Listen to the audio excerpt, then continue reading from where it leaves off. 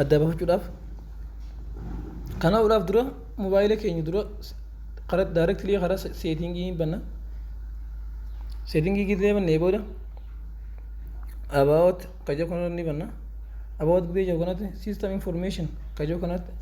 ni banna system information kajoo kanatti jechuudha system information gidee bannu iddoo kanarratti build number isa jiru kana taraa 8 kana wal jala tokko qabna guutuunu no developer option no ni developer oriyaat nabil ja gidee kana tarsha mukaatu ne tarsha wal jala kana duine developer option kajoo ifoo deebine iddoo kanarratti nu dhufa jechuudha waan nama dura godhee jiruufi gidee kan nu dhufe developer option isa jiru kana ni banna oguu bannu directly memory keenya memory iddoo yookaan irratti memory approximately 2.5 GB of 3.9 GB RAM used ja skin with laptop to memory yookaan RAM meeqa of keessaa qaba goonelu RAM afur qaba jechuudha laptop jechuudha RAM afur qaba asii oguu deemnee directly amma sonic service kayyoo kana ibanna oguu bannu askeeti RAM meeqa jechuudha free ja takka tokko ja application takka tokko fayyadame isa kana oguu walitti daan guutumaa guututti jechuudha RAM qabu directly beekuu dandeenya jechuudha karaa biraatiin immoo laptop harratti ilaaluu dandeenyu device care kajoo kana hin banna takka immoo laptop device care kana goone booda storage kajoo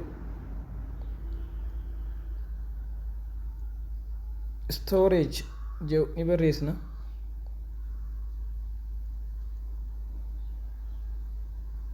storage kan bare storage gubanno asitti noo fida directly kara kan deebisi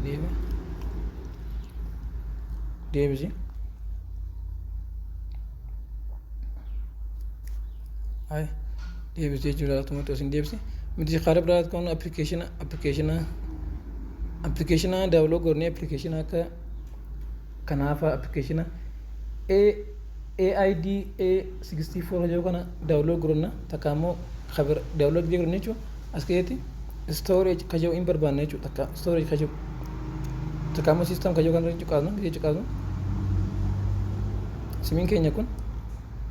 internet storage isa total internet storage isa sigata srati install RAM 4GB je chu srati chu kharak mana laftumatu memory isa angam takka RAM qabu beekuu dandeenya jechuudha laptop jechuudha karaa biraatiinis waan dhaggeeffatanii godhatama yaa subscribe godhuu hin dagatinaa information biraa argachuudhaaf